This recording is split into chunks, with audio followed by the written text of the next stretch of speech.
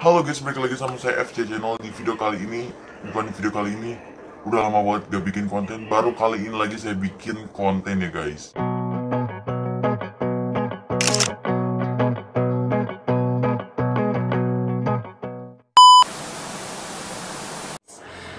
Di video kali ini saya akan membahas tentang misteri sekaligus kriminal tentang Robert T. Owen.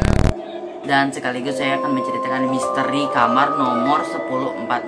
Dan sebelum saya melanjutkan ke ceritanya, dipastikan kalian semua sudah subscribe ya guys. Dan tanpa basa-basi lagi, kita langsung aja masuk ke ceritanya.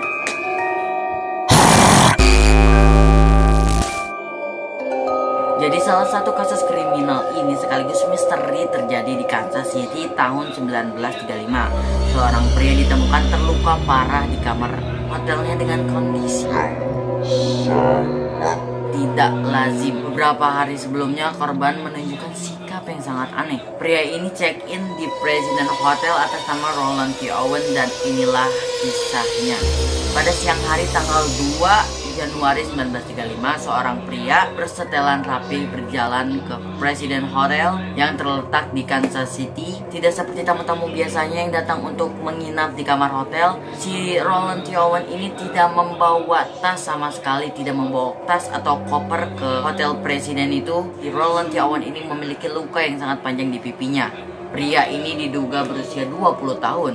Namun beberapa saksi juga mengatakan bahwa Roland T. Owen ini juga berumur 30 tahun. Lalu ia kemudian check-in dengan nama Roland T. Owen di Hotel President di Kansas City. Roland T. Owen ini mengaku dia berasal dari Los Angeles.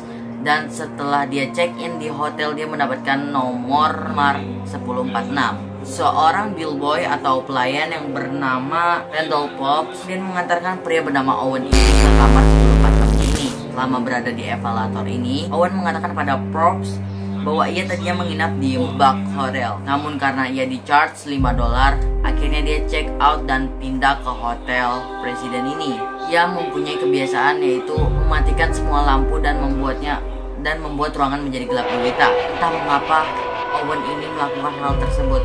Kalau kalian gimana nih guys? Bisa komen di bawah. Di hari yang sama ada seorang petugas kebersihan bertugas untuk membersihkan kamar 1046 atau kamar si Owen ini nih guys. Si petugas kebersihan ini atau soptik ini sangat terheran-heran karena ruangan si Owen itu sangat gelap gulita dan hanya ada satu cahaya, yaitu dari lampu mejanya. Saat soptik sedang membersihkan handuk, Owen meminta soptik untuk tak mengunci pintu saat keluar kamar karena temannya akan segera datang.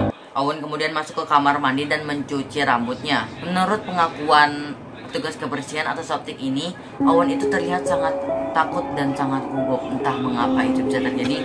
Mungkin karena kalau kita ketemu orang-orang baru kan kita suka gugup gitu ya guys. Kalau menurut kalian gimana? Nah, setelah pekerjaan si soptik ini selesai dari kamar si Owen, lalu soptik keluar dari kamar si Owen dan si Owen mengatakan sekali lagi, "Jangan tutup pintunya ya, teman saya mau datang ke sini." Lalu si petugas kebersihan ini hanya bilang, "Oke, siap." Tanggal 3 Januari 1935 atau keesokan harinya pada pukul 10.30 atau setengah 11, Mary Soptik kembali untuk membersihkan kamar. Ia mendapati kamar 1046 itu terkunci. Jadi kamarnya si Owen ini terkunci. Kuncinya ini dari luar. Karena si petugas kebersihan ini mengira si Owen sedang keluar lagi shopping atau jalan-jalan lah. Jadi dengan kunci gandanya ini petugas kebersihan membuka pintu kamarnya si Owen.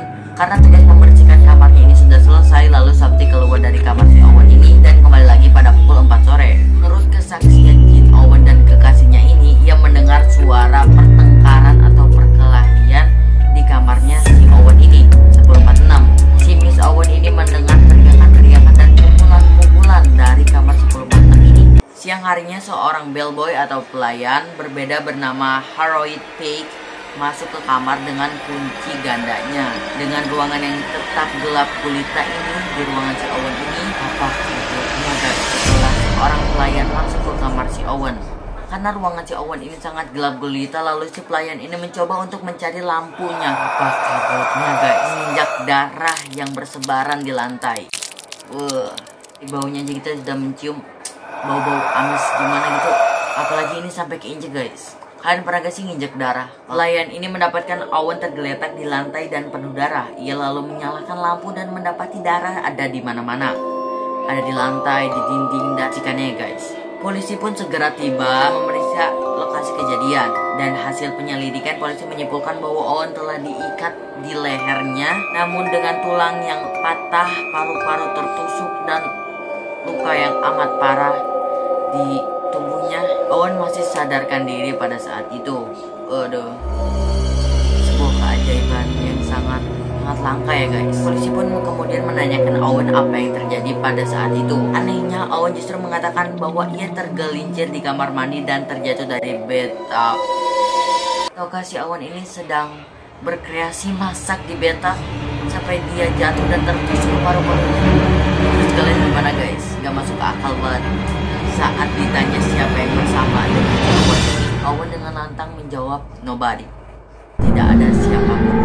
Tak lama kemudian Owen jatuh koma dan meninggal dunia malam itu tanggal 4 Januari 1935.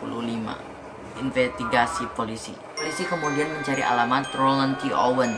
Namun anehnya identitasnya tak berhasil didapatkan. Polisi pun berasumsi bahwa Owen telah check-in hotel menggunakan identitas yang palsu. Polisi kemudian mencoba menelusuri identitas Owen ini dari kat azan. Jadi ya guys, kalau misalkan ada noise karena lagi ada hujan. Oke, langsung aja masuk lagi ke langsung aja masuk lagi ke ceritanya. Jadi polisi pun mencari